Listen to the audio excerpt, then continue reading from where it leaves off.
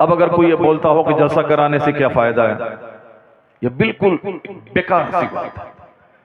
ऐसे लोग भी ये कह सकते हैं कि मस्जिद बनाने से क्या फायदा है, मदरसा कायम करने से क्या फायदा है, तकरीर से क्या फायदा है, जब लोग नमाज नहीं पढ़ते हैं तो मस्जिद बनाने से क्या फायदा है। यह बिल्कुल अक्ल से खाली बात और बेवकूफों के दिमाग की उपज है। वरना जो अक्लमंद है वो जानते हैं कि नमाजी आए ना आए अजान कयामत तक बंद नहीं होगी। कोई बंदा नमाजी बने ना बने जुमा की तकरीर बंद नहीं होगी। कोई बंदा नेक बने ना बने ईदैन का खुतबा बंद नहीं होगा। एक बंदा भी सुन्नत पे अमल करे ना करे, निकाह का खुतबा जो सुन्नत है वो बंद नहीं होगा। खुतबे निकाह बंद नहीं होगा, खुतबे ईदैन बंद नहीं होगा, नमाज पंजगाना के लिए अजान बंद नहीं होगी, चाहे एक इमाम और मौजिन को ही क्यों ना पढ़ना पड़े। उसी तरीके से कयामत तक सरकार की सीरत बयान करने वाली ये मजलिस कभी बंद नहीं होगी। ये मजलिसें होती रहेंगी। ये मजलिसों के इनेकाद का एक ही मकसद है कि एक इल्मी मजलिस सज जाए। वो कुरान करीम जो उलूम व फनून का सरचश्मा है, वो कुरान करीम जो fountain of knowledge and wisdom है, उसको जाना जाए कि उलूम व फनून का सरचश्मा कैसे है।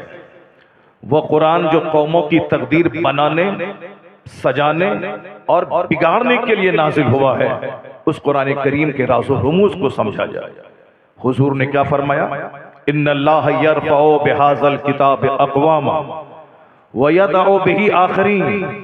अल्लाह इस किताब के जरिए बाज लोगों को बुलंद कर देता है और जो इस किताब से अच्छा सलूक नहीं करे, अल्लाह उन लोगों को पस्ती में धकेल देता है, उसे जलील और रुस्वा कर देता है। आखिर वह कौन से सीक्रेट हैं जिसके जानने के बाद अल्लाह रब्बुल इज्जत इस किताब के जरिए बास लोगों को बुलंदी अता कर देता है। अरब के बकरी चराने वाले लोग ईरान के हाकिम बन गए, अरब के खाना बदोश रोम के हाकिम बन गए। अरब में जहां खेती बाड़ी नहीं होती थी, अरब में जहां लोग मुश्किलात का सामना था, दूर दराज ममालिक जाके तिजारत करते थे। उक्कास के दंगल में कुश्ती लड़ने वाला उमर फारूक आजम, उनका बयान है कि जब वो अमीरुल मोमिनीन बने, मक्का मुकर्रमा की एक वादी से गुजरते हुए जहां कभी वो ऊंट चराया करते थे, उस वादी को गौर से देखने लगे। पीछे मुस्लिम आर्मी है और आर्मी का सरबराह खलीफतुल मुस्लिमीन उस वादी को गौर से देखे जा रहे हैं। किसी ने कहा कि हुजूर क्या देख रहे हैं, चिलचिलाती धूप, अरब की गर्मी सबों को मालूम है। कहा मैं उस जगह को देख रहा हूं जहां कभी मैं ऊंट चराया करता था। कौन? खलीफतुल मुस्लिमीन उमर फारूक आजम, जिसके बारे में आज भी यूरोप के दानिश्वर कहते हैं, if any second Umar would in the world, अगर दूसरा कोई उमर दुनिया में हो गया होता, सारी दुनिया में इस्लामी हुकूमत कायम हो जाती। वो उमर फारूक आजम जिन्होंने हॉस्पिटल का निजाम कायम किया, वो उमर फारूक आजम जिन्होंने बूढ़ों का पेंशन जारी किया, जिसे आप वृद्धा पेंशन कहते हैं, वो उमर फारूक आजम जिन्होंने हामिला औरतों की तवानाई और खाने पीने के लिए वजीफा जारी किया, वो उमर फारूक आजम जिसने दूध पिलाने वाली औरतों का वजीफा जारी किया, वो उमर फारूक आजम जिन्होंने बूढ़ों का वजीफा जारी किया, जिन्होंने डाक का सिस्टम सुचारू ढंग से जारी किया। यूरोप हम लोग नहीं जानते हैं, मगर यूरोप के पढ़े लिखे लोग जो 24 घंटे में 15 घंटे किताबों से जुड़े रहते हैं, हम लोग तो सिगरेट से, बीड़ी से जुड़े रहते हैं, गुटखा से जुड़े रहते हैं, चाहे मस्जिद में रहें तो भी गुटखा नहीं छूटने वाला है, चाहे स्टेज पर बैठे तो भी गुटखा नहीं छूटने वाला है। तो हम लोग 24 घंटे पान से जुड़े रहते हैं, हम लोग 24 घंटे गुटखा से जुड़े रहते हैं। मुझे याद है बनारस के एक मुफ्ती साहब से मैंने कहा था, हुजूर पान खाना तो बुजुर्गों का तरीका है, आप पान क्यों नहीं खाते?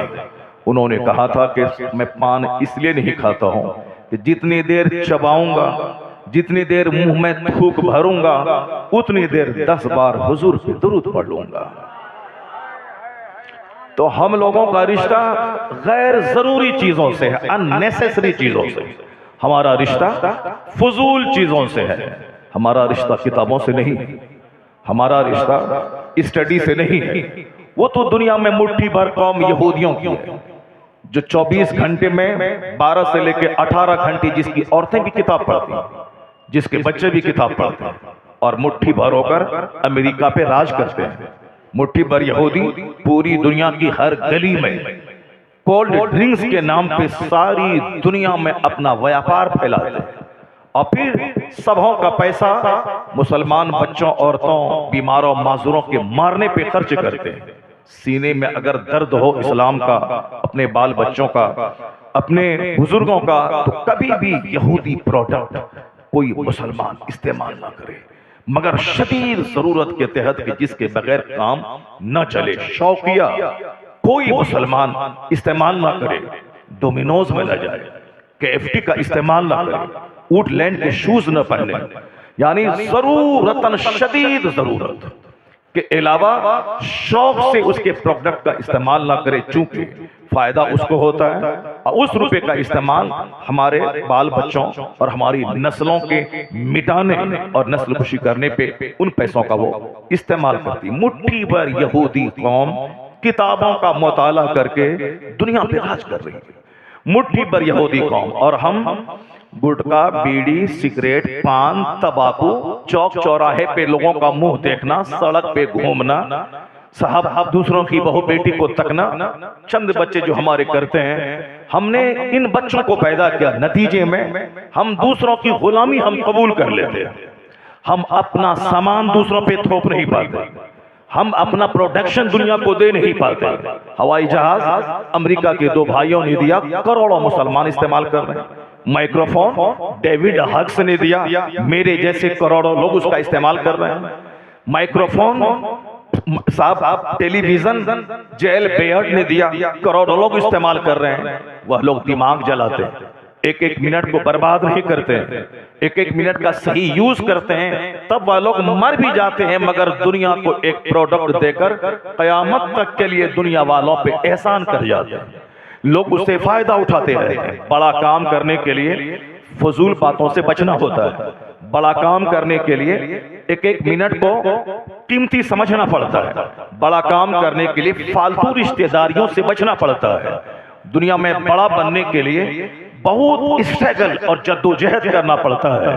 तो जिन लोग मुताला करते हैं वह लोग क्या कहते हैं, इफ एनी सेकंड उम्र, अगर कोई दूसरा उम्र दुनिया में हो गया होता तो सारी दुनिया पे इस्लामी निज़ामी हुकूमत कायम है, वह लोग कहते हैं। और हम लोग उमर फारूक आज़म रज़ी अल्लाह तआला अन्हु को एक आशिक़ रसूल की हैसियत से जानते हैं, उनके पूरे जलाल लबो लहजे की हैसियत से जानते हैं। जलाले उमर मशहूर है, जाहिर सी बात है जलाले उमर मशहूर है, लेकिन इस कदर आजिजी और खाकसारी के पैकर हैं कि रात अपने कमरे को बंद करके अपने पांव पे दुर्रा मार के कहते थे, ये बताओ आज तुम कहां कहां चले, कहां कहां तुम चले। ये उम्र है जो सजदे में इस कदर रोते थे कि ताड़ियां भीग जाती थी। तो आदमी वो नहीं है जो इतना नॉर्मल हो के सब उस पर चढ़ बैठे, आदमी वो नहीं जो इतना हार्ड हो जो अपने बाल बच्चों और बीवी को प्यार ना दे सके। आदमी वही है जो नॉर्मल भी रहे, आजिजी का नमूना भी रहे और जरूरतन कहरो गज़ब का नमूना भी रहे। आदमी वही है जिसमें दोनों क्वालिटीज मौजूद हो। हमारे तमाम औलिया सालिहीन में इस तरह की सारी क्वालिटीज जो ह्यूमन क्वालिटीज है, जो इंसानी औसाफ है, वो सारी चीजें मौजूद थी। जरा गौर से सुनिए, बात हमारी इसी तरह से लंबी हो जाती है, बात से बात पैदा होती है, 2-3 घंटे की तकरीर हो जाती है और हमारे दोस्तों के लिए तबीयत पे वो तकरीर बोझ बन जाती है। इसलिए मैं आज नहीं चाहता कि आपकी तबीयत पे मैं बोझ बन जाऊं। हमारे दोस्तों का मशवरा है कि 1 से लेकर 1.5 घंटे के बीच में आप तकरीर खत्म कर दिया कीजिए। क्यों आप इतनी लंबी लंबी तकरीरें करते हैं? कोई पूछने वाला नहीं होगा अगर सेहत खराब हो जाए। लोग मशवरा देते हैं। अभी दिन में मैं 2.5 घंटे का खिताब दिन में भी किया हूं। ये बताए, अभी मैं अगर 2.5 घंटे बोल दूं तो 5 घंटे का खिताब हो जाएगा, फिर मेरी सेहत का क्या हाल होगा। मगर मैं इतना जानता हूं कि दुनिया की बातें बोलने से सेहत घटती है, दुनिया झूठ बोलने से आवाज लगती है। जैसे हमारे हिंदुस्तान के वजीर आजम क्या क्या नहीं बोलते हैं और क्या क्या वादा करते हैं, क्या क्या वादा पूरा नहीं करते हैं। जबान में कुछ रहता है, दिल में कुछ रहता है, इसीलिए हर 10 मिनट के बाद पानी पीते हैं। पर अल्हम्दुलिल्लाह हम लोग 4-4 घंटे खिताब करते हैं, 3-3 घंटे बोलते हैं। अभी दूसरी बात तो छोड़िए, आज दिन की बात है, 2.5 घंटे में खिताब किया अभी रांची में। आज दिन में रात में नहीं, दिन में मैंने खिताब करके वहां से अभी ट्रेन पकड़ा और मैं अभी आया हूं। तो अब 2.5 घंटे वहां बोला, 2.5 घंटे अभी यहां बोलूंगा। अब आप ये बता दीजिए कि एक गिलास पानी नहीं पीता हूं तो आखिर ये ताकत आती कहां से है? ये ताकतें गुटखा से नहीं आती है, बीड़ी सिगरेट से नहीं आती है, वो सुपारी चबाने से नहीं आती है, झूठ बोलने से नहीं आती है। जो कुरान बोलेगा, जो हदीस बोलेगा, जो सच बोलेगा, बोलता चला जाएगा, रूहानी ताकत मिलती चली जाएगी। नारे तकबीर, नारे रिसालत, रूहानी मजहब इस्लाम, स्पिरिचुअल फोर्स। मुसलमानों के पास एटम बम की ताकत नहीं होती, मुसलमानों के पास रूहानी ताकत होती है।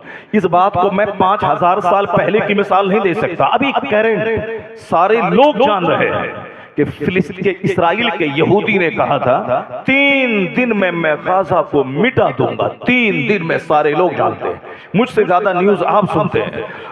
3 दिन में मिटा दूंगा, लेकिन आज 16 महीने हो गए। 16 महीने के बाद अभी जब वो सुरंग से नौजवान निकले हैं तो सारी दुनिया दंग है। इतना बम गिराया गया जितना बम ना हिरोशिमा पे गिरा, ना नागासाकी पे गिरा, ना फर्स्ट वर्ल्ड वॉर में गिरा, उतने सारे बम 16 महीने में फिलिस्तीन की जमीन पे गिरते रहे। मगर उसके बावजूद ये नौजवान जिंदा कैसे रहे? इसकी ताकत जिंदा कैसे रही? जहां पानी को लोग तरसते थे, दाना को लोग तरसते थे, लेकिन ये स्ट्रॉन्ग हष्ट पुष्ट ये पहलवान सुरंग से कैसे निकल गए? तो अब दुनिया जान गई कि बम की ताकत जहां हो जाती है वहां ईमान की ताकत गालिब आ जाती है। 16 महीने तक बमों के गिरने के बावजूद जिंदा रहना, यह इस बात की दलील है कि जहां मादी ताकत खत्म हो जाती है वहां रूहानी ताकत का ज़ुहूर होता है। ये निहत्थे लोग कुरान की तिलावत के बल पे जिंदा रहे, यह लोग जिक्र और दरूद के बल पे जिंदा रहे। तो आज भी अगर ये कहा जाए कि रूहानी ताकत कोई चीज है तो सिर्फ कहने से काम नहीं, प्रैक्टिकल में सारी दुनिया ने आंखों से देखा और दुनिया को इस बात का इल्म हो गया। और बहुत सारे लोग इस वाकयात को देखकर कलमा पढ़ के मुसलमान हो रहे हैं कि हमने जुल्म की ताकत को देखा, हमने सब्र की ताकत को देखा। सब्र की ताकत कलमा पढ़ने वालों के पास थी, जुल्म की ताकत सर निगो होकर घुटने टेक कर उन्हीं नौजवानों के सामने सुलह करने, सीज फायर करने पे आमादा हो गए जिसे 3 दिन में मिटाने की कसम खाई थी। 16 महीने के बाद उसी के सामने घिघिया के सीज फायर किया जा रहा है। यह इस बात की दलील है कि जुल्म मिटने के लिए आया है, सब्र जिंदा होने के लिए आया है। रिसालत, मजहब इस्लाम हक मजहब है।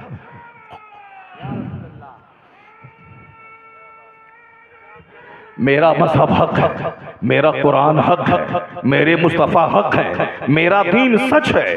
आज का जलसा आपको आवाज दे रहा है, कभी अपने मजहब के ताल्लुक से कभी आप इंफेरिटी कम्प्लेक्स के शिकार ना हो, एहसास कमतरी के शिकार ना हो, कभी भी नर्वस नहीं हो, कभी भी अपने मजहब के कानून को डिप्रेशन वाला कानून नहीं समझे। इस्लाम का कानून इतना जबरदस्त है जो इस मादी जमाने में सर चढ़ के बोल रहा है कि आज भी फिलिस्तीन के खंडरात पे अजान हो रही है, वहां जुमा की नमाज खंडरात और मलबे पे हो रही है। इसका मतलब है बम गिरा करके भी मुसलमानों के हौसलों को पस्त नहीं किया जा सका। बम गिरता रहा, मुस्तफा के गुलामों के हौसला बुलंद होता चला गया, बुलंद होता चला गया। कभी भी नर्वस ना हो, कभी भी सोशल मीडिया पे खबरें सुनने के बाद नर्वस ना हो। सोशल मीडिया पे खबरें देने वाले अक्सर वह लोग हैं जो मुसलमानों को नर्वस करना चाहते हैं, जो मुसलमानों की हौसला शिकनी करना चाहते हैं, जो मुसलमानों का मनोबल तोड़ना चाहते हैं, जो मुसलमानों को अंदर से खोखला करना चाहते हैं।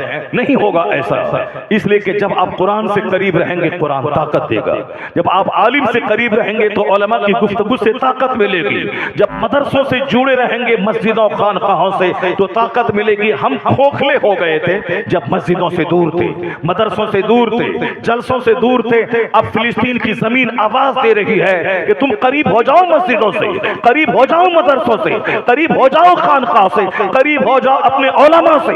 ये करीबी जहां कुर्बत बढ़ती जाएगी, रूहानी ताकत तेरे सीने में आती चली जाएगी।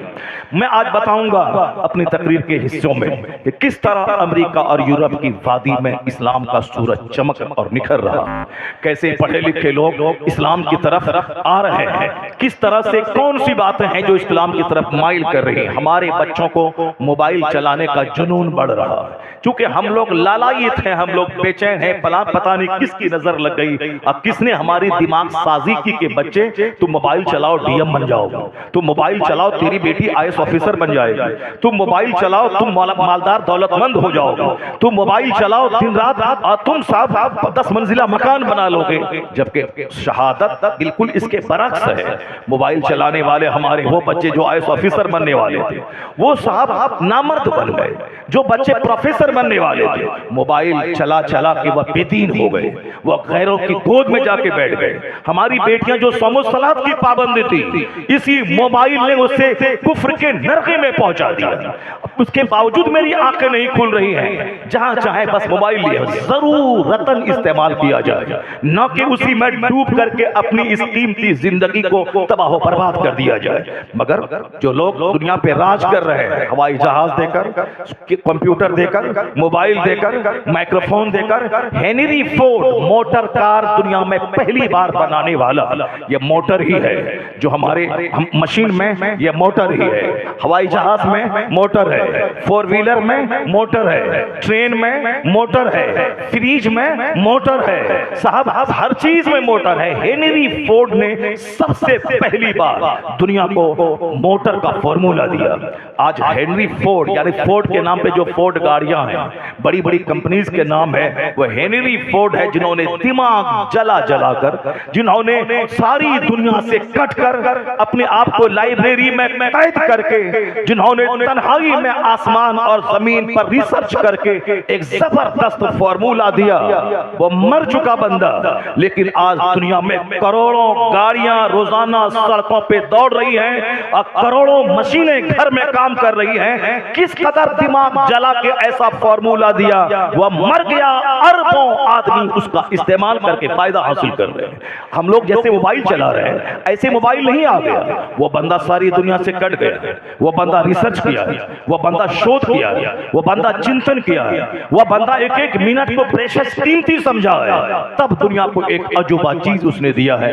यही मैं बताना चाहूंगा कि चिंतन का मजाज किसने दिया है, शोध का मजाज किसने दिया है, रिसर्च का मजाज किसने दिया है, पढ़ने लिखने का मजाज किसने दिया है। हमारे बाल बच्चे गौर से सुन ले कि जिस अमेरिका यूरोप की तरफ ललचाई निगाहों से आप देख रहे हैं, सारी चीजें वहां से आ रही हैं। बेसिकली अगर सघन अध्ययन आप करेंगे तो आपको पता चलेगा कि यूरोप आज साइंस की वजह से जवान जरूर है, मगर उसको जवान बनाने का फॉर्मूला न हिंदुस्तान से मिला है, न चाइना जापान से मिला है, न साहब मलेशिया इंडोनेशिया से मिला है। खुद उनका एतराफ है ये सारा फॉर्मूला अरब की सरजमीन से वहां के लोगों को मिला है। मैं अपनी तकरीर में बताऊंगा कि कैसे मिला है, और अगर मैं बोलूंगा तो आप बोलेंगे मौलाना जोरे बयान से काम ले रहे हैं। अगर हमारे मौलाना बोलेंगे, कहेंगे इस्लाम की खादिम है इसलिए पढ़ा चढ़ाकर बातें कर रहे हैं। लेकिन नहीं, जो बात मैं कह चुका हूं इस बात को मैं नहीं, मैं उनकी बात को दोहरा रहा हूं। एक किताब है तामीर इंसानियत, द मेकिंग ऑफ ह्यूमैनिटी। उस किताब में एक बहुत बड़े दानिश्वर है, वो दानिश्वर क्या कहते हैं जरा गौर से सुनिए। मैं तशरीह की तौज़ीह मैं अपनी तकरीर में आगे करने वाला हूं। अब उन्होंने क्या कहा, वो कहते हैं it must be owned that all the knowledge whether of physics और एस्ट्रोनॉमी और एस्ट्रोलॉजी और mathematics which flourished in Europe from the 10th century was originally derived from the Arabian schools and the Spanish Saracen may be looked upon as the father of European philosophy। ये John डेविनपोर्ट हैं, ये Christian है, 7 समंदर पार के दानिश्वर है, हिंदुस्तान के नहीं है। हिंदुस्तान के लोगों को टांग खींचने से फुर्सत कहाँ है? हिंदुस्तान के लोगों को सड़कों पे दंगा करने से फुर्सत कहाँ है? हिंदुस्तान में जब तक जहालत रहेगी उस वक्त तक शहर जलता रहेगा, उस वक्त तक दंगे होते रहेंगे। जिस दिन हिंदुस्तान डॉक्टरों का मुल्क बन जाए, जिस दिन हिंदुस्तान इंजीनियर्स का मुल्क हो जाए, उस दिन सड़कों पे बम नहीं फटेंगे, उस दिन झंडा नहीं नोचा जाएगा, उस दिन दंगा नहीं होगा। जिस दिन हिंदुस्तान डॉक्टरों, प्रोफेसर, साइंटिस्ट का मुल्क हो जाए, उस दिन सारे लोग अमन पसंद हो जाएंगे, सड़कों पे दंगा नहीं होगा, लोग अपने घरों में बम नहीं बल्कि किताब का मुताला करेंगे, अपने से दूसरों को फायदा पहुंचाएंगे। ये बताइए, हवाई जहाज दिया अमेरिका ने, माइक्रोफोन दिया यूरोप ने, फ्रीज दिया यूरोप ने, एसी दिया यूरोप ने, मोटर कार दिया यूरोप ने। क्या यूरोप की सड़कों पे दंगे होते हैं? क्या हम बम फोड़ा जाता है? क्या वहां बिरादरी के और कास्ट के नाम पे जंगें होती है? नहीं, 1000 लोग रेलवे स्टेशन पे हैं, कोई किसी से बात नहीं करता है, सब अपने अपने काम में लगा हुआ है। कोई साहब सिस्टम पे वर्क कर रहे हैं, कोई साहब आपकी किताबों की स्टडी कर। 1000 लोग हिंदुस्तान में, 5 लोग में, चाहे हिंदू रहे या मुसलमान, 5 लोग जहां ऐसा लगता है जैसे कोई मछली मार्केट हो। हवाई जहाज पे हिंदुस्तानी सफर करते हैं, हवाई जहाज को मछली मार्केट बना देते हैं। हमारे मुल्क के लोग AC 2 टायर में सफर करते हैं, वहां भी जोर जोर से मोबाइल चलाते हैं और सारे मुसाफिरों को कष्ट पहुंचाते हैं। यह है हमारे मुल्क का आईना। यह और बात है कि हम हिंदुस्तानी हैं, हिंदुस्तान के जर्रे जर्रे से मुझको प्यार है। वह दूसरे लोग होंगे जो हिंदुस्तान को जलाना भी चाहते हैं और देशभक्त भी बनना चाहते हैं, और अमेरिका यूरोप से घूम के जब इंडिया आते हैं तो अमेरिका यूरोप की तारीफ के पुल बांध देते हैं और साहब वहां के मकानात की तारीफ करते हैं। मगर अल्हम्दुलिल्लाह हम वो हिंदुस्तानी है कि अमेरिका यूरोप से वापस आने के बाद मैं पाकिस्तान गया, वहां से वापस आने के बाद मैंने कहा हमारे मुल्क की गलियां पाकिस्तान से अच्छी हैं। मैं दुबई गया जो अमेरिका के कॉलोनी कहलाता है, मैं दुबई से वापस आने के बाद का नहीं, दुबई की फलकबोस इमारतों से बेहतर हिंदुस्तान की झोपड़ी है। मैं कहता, हमारे लोग कहते, हमारे उलमा इकराम कहाँ नहीं है? हमारे उलमा वहां हैं जहां हिंदुस्तान के इंजीनियर नहीं है। हमारे ये आलिम लॉस एंजलिस में है, कैलिफोर्निया में है, वाशिंगटन DC में है, न्यूयॉर्क में है, यह साउथ जर्मनी में है, जर्मनी की राजधानी बर्लिन में है, यह हॉलैंड में है, यह ऑस्ट्रेलिया में है, यह मालदीव में है। कहाँ नहीं हमारे हिंदुस्तान के आलिम है जो हिंदुस्तान का नाम पूरी दुनिया में बुलंद कर रहे हैं। मगर चंद शरीर किस्म के लोग हैं जिनकी निगाहों में हम खटकते हैं। वो हमारी देशभक्ति पे, हम हमारे देश प्रेम पे, वो देश प्रेम पे वो उंगली उठाते हैं। इन शरीरों को उठाने दीजिए, उससे होता क्या है? हमारी सबसे बड़ी देश की मोहब्बत की निशानी यही है कि जब हम जमीन पे रहते हैं हिंद के नगमे गाते हैं, और जब मर जाते हैं तो समंदर के रास्ते कोई दूसरा मुल्क नहीं जाते हैं। इसी हिंदुस्तान के कब्रिस्तान में दफन होकर मरने के बाद भी हिंदुस्तान ही में रहते हैं। हमसे बड़ा देश प्रेमी कौन हो सकता है? लुच्चे लफंगों के नाचने गाने से क्या हमारी हुब्बुल वतनी पे कोई उंगली उठ सकती है? नहीं उठेगी। हमें उससे कोई सनद नहीं चाहिए। हमारे बुजुर्गों ने साफ टंके की चोट पे कहा था, अमेरिका से अच्छा हिंदुस्तान हमारा, चाइना से अच्छा हिंदुस्तान हमारा, ब्रिटेन से अच्छा हिंदुस्तान हमारा, मलेशिया से अच्छा हिंदुस्तान हमारा, इंडोनेशिया से अच्छा हिंदुस्तान हमारा, यानी इन सारे जहां से अच्छा हिंदुस्तान हमारा। मुस्लिम है हम, वतन है सारा जहां हमारा। कहा था हम बुलबुल हैं इसकी, ये गुलशता हमारा। बहैसियत मुस्लिम हमारा नारा ये भी था, चीनो अरब हमारा, हिंदुस्तान हमारा, मुस्लिम है हम, वतन है सारा जहां हमारा। मेरा पैदा करने वाला एक है, आसमान एक है, जमीन एक है, कुरान एक है, मेरे मुस्तफा एक है। पूरी दुनिया में एक नमाज, एक रोजा, एक हज, एक ज़कात, पूरी दुनिया में एक फितरा का सिस्टम, एक उश्र का निज़ाम, एक कानून ज़कात, एक कानून कुर्बानी, एक कानून निकाह, एक कानून तलाक। इस माना कर पूरी दुनिया हमारी है, हम खुदा के बंदे हैं। चीनो अरब हमारा, हिंदुस्तान हमारा, मुस्लिम है हम, वतन है सारा जहां हमारा। बहैसियत मुस्लिम सारी दुनिया हमारा मुल्क है, बहैसियत मुस्लिम सारी दुनिया हमारा मुल्क है, सारी दुनिया हमारी है, मेरे रब की बनाई हुई दुनिया है। हाँ, जो आदमी जहाँ रहता है वहाँ की मिट्टी से उसको प्यार होता है। दुनिया सब अल्लाह की बनाई हुई है, हम सारी दुनिया से मोहब्बत करते हैं, लेकिन चूंकि हिंदुस्तान की मिट्टी से हम पैदा हो गए हैं, इसलिए हमारा यह मुल्क अमेरिका से अच्छा है, चाइना से अच्छा है, जापान से अच्छा है, बांग्लादेश से अच्छा है, पाकिस्तान से अच्छा है, दुबई से अच्छा है, कतर से अच्छा है, मलेशिया से अच्छा है, तो बहैसियत मुस्लिम एक मरकज है मक्का मदीना, और बहैसियत हिंदुस्तानी हमारी राजधानी दिल्ली है, और सारा हिंदुस्तान उस दिल्ली के इर्द गिर्द घूमता रहता है। इस तरह की बड़ी सोच किसकी होगी जो अमेरिका से वापस आने के बाद कहे हिंदुस्तान की सड़ी हुई गलियां अमेरिका के व्हाइट हाउस से बेहतर है, हिंदुस्तान की सड़ी हुई झोपड़ी लॉस एंजलिस के खरबों के मकान से बेहतर है। ये कोई नहीं बोलेगा। ये हिम्मत अगर किसी में है, ये हमारे उलमा बोलेंगे, ये हमारे मदरसे के प्रोडक्ट बोलेंगे, और हम ही इस देश के सच्चे सेवक हैं। अंग्रेजों को भगाने में जो रोल उलमा का रहा है, इनके फतवे का रहा है, इनकी हिम्मतों का रहा है, किसी दूसरे का नहीं रहा। हजार लोग डींग मारते रहे, मगर ये हजारों उलमा की लाशें जो दिल्ली की सड़कों के किनारे दरख्तों पे लटकी हुई थी, इन आलिमों का जुर्म क्या था? इनका जुर्म यही था कि इन लोगों ने अंग्रेजों के खिलाफ फतवे जिहाद दिया था, अंग्रेज को भगाने के लिए माहौल पैदा किया था। तो खून की नदी हमारी बहे, लाशें हमारी सड़े, और आज मसनूई देशभक्त सामने आ जाए और हिंद कहे कि आजादी में मेरा रोल रहा था। नहीं, हिंदुस्तान को आजाद करवाने में मैक्सिमम जिसकी मेहनतें रही वो उलमाए मदारिस हैं, जिन्होंने अंग्रेजों के भगाने का फतवा दिया था। तो खैर, हम कोई पॉलिटिकल आदमी नहीं है, हम एक धार्मिक आदमी हैं, हम एक मजहबी आदमी हैं। हम अपनी कौम को बुराई से बचाने का पैगाम देते हैं, हम अपनी कौम को अपने वतन से मोहब्बत करने का पैगाम देते हैं, हम अपनी कौम को कुरान से, हदीस से, आलिमों से, मदरसा से, मस्जिद से, खानकाहों से जुड़ने का पैगाम देते हैं। ना हमारा एम कोई सियासी है, ना राजनीतिक, ना पॉलिटिकल है, ना हम किसी पार्टी से बिलोंग करते हैं। हम एक मजहबी आदमी हैं, मजहब की बात बोलते हैं, लेकिन कभी कभी उनके सवालात का जवाब भी देना पड़ता है, और उनकी दरीदा देहनी का इलाज भी करना पड़ता है, उनके कंफ्यूजन को दूर भी करना पड़ता है। अब जरा गौर से सुनिए,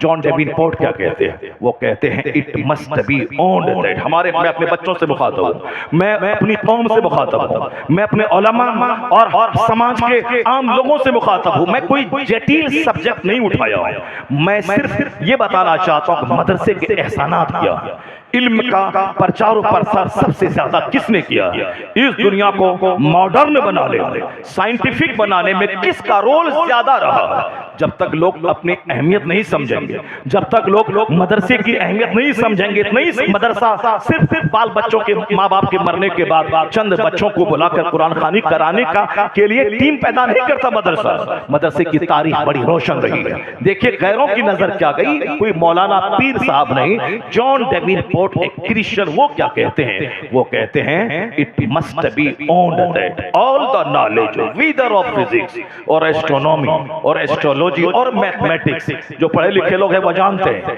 वो जॉन डेविनपोर्ट ने कहा कि सारे उलूम जिसकी वजह से साइंस जवान हुई है, साइंस ने डेवलप किया है, वो उलूम क्या है? वो है फिजिक्स, वो है केमिस्ट्री, वो है बायोलॉजी, वो है एस्ट्रोलॉजी, वो है एस्ट्रोनॉमी, जिसको हम उर्दू और अरबी में बयान कर दें। मैथमेटिक्स का मतलब इल्म रियाज़ी, फिजिक्स का मतलब इल्म तबीया, केमिस्ट्री का मतलब इल्म कीमिया, बायोलॉजी का मतलब इल्म हयातिया, बोटनी का मतलब इल्म नबातात, ज़ूलॉजी का मतलब इल्म हैवानात, एस्ट्रोलॉजी का मतलब इल्म फल्किया, एस्ट्रोनॉमी का मतलब इल्म नुजूम। बैठो तमीज़ का। यहाँ बूढ़े बूढ़े लोग बैठे, उनको पेशाब नहीं लग रहा है, इसको बोझ इसलिए मालूम हो रहा है क्योंकि वो कॉमेडी सुनने आया था।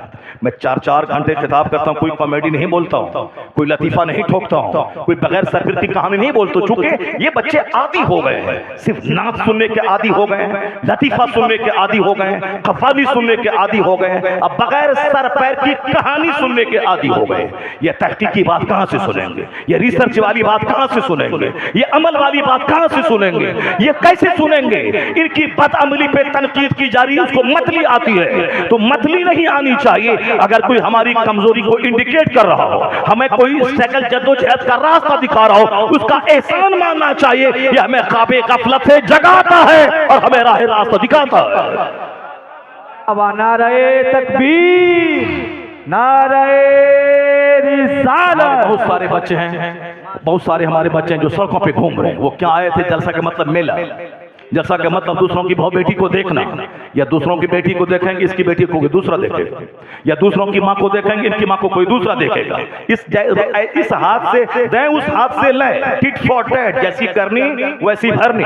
अभी एक मौलाना साहब बता रहे थे कि प्यार मोहब्बत की तावीज देने वाला एक साहब लखनऊ का आमिल साहब था, प्यार मोहब्बत की तावीज देता था दूसरों को, प्यार मोहब्बत की तावीज 10,000 रुपए, 11,000 रुपए, 12,000 रुपए। पता चला कि उसकी बीवी समाज के दूसरे लड़कों के साथ भाग गई, और जिनके साथ भागी वो तावीज उसी मौलवी से लिया था, उसी मौलवी से लिया था। किस तरह कैसे कैसे हालात दुनिया में हो गए।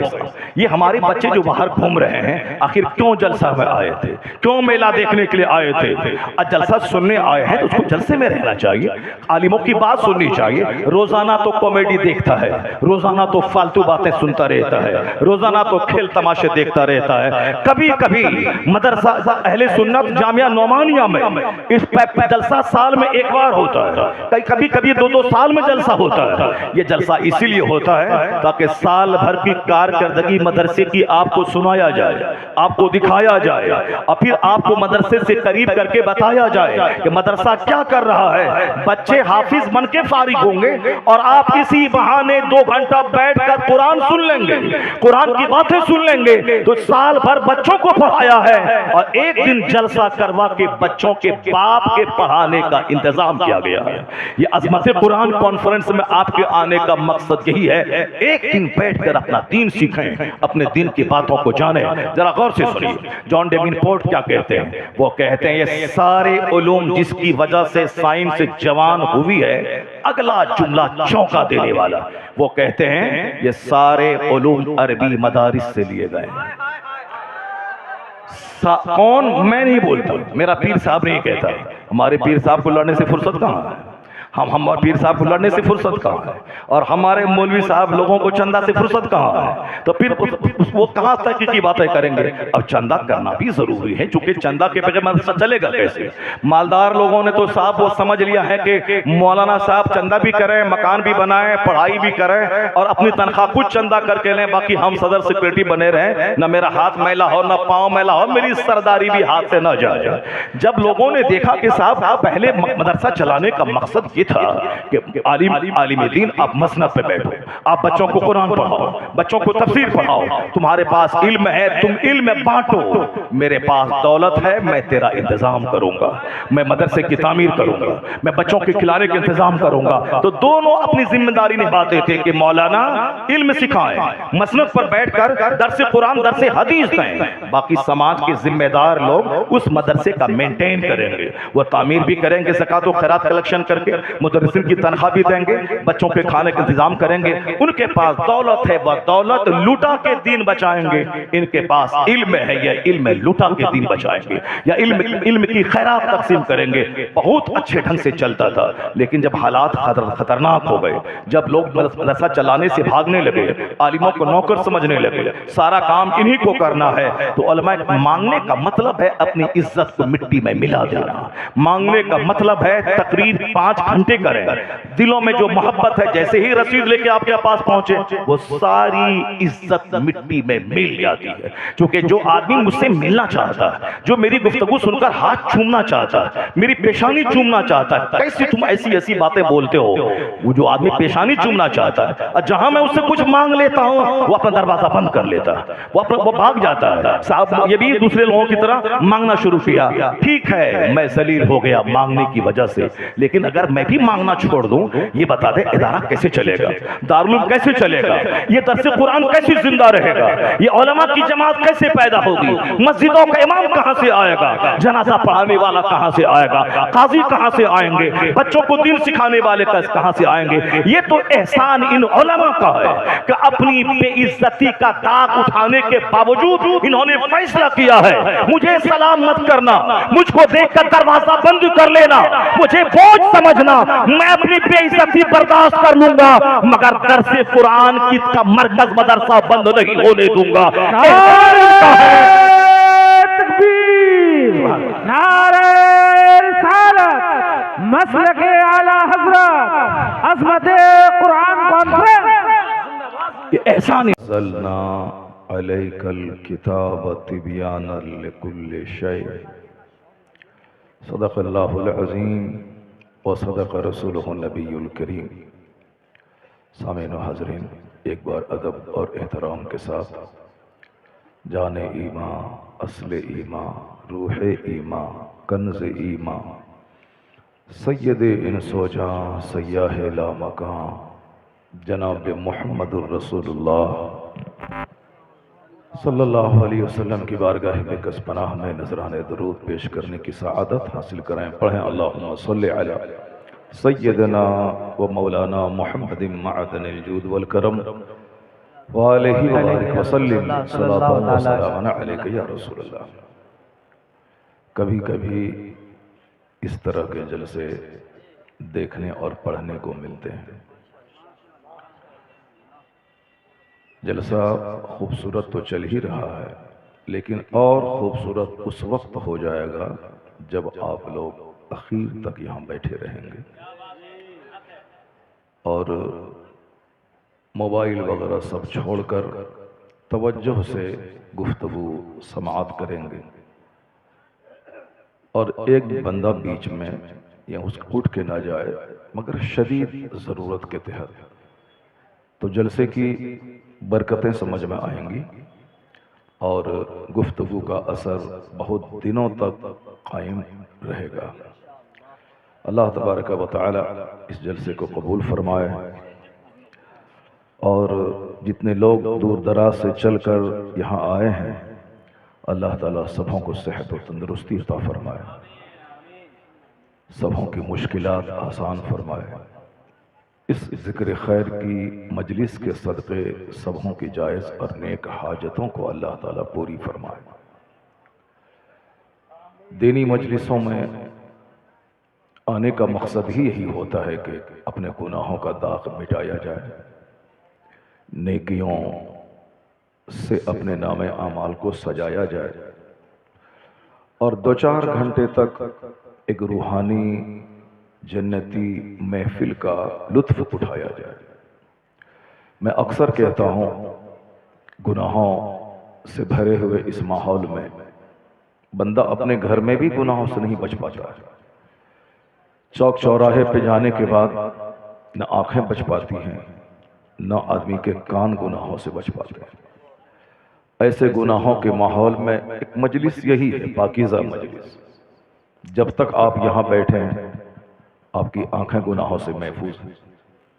जब तक आप यहाँ बैठे हैं आपकी ज़बान अल्लाह का जिक्र कर रही होती है, सुभान अल्लाह, अल्हम्दुलिल्लाह पढ़ते रहते हैं।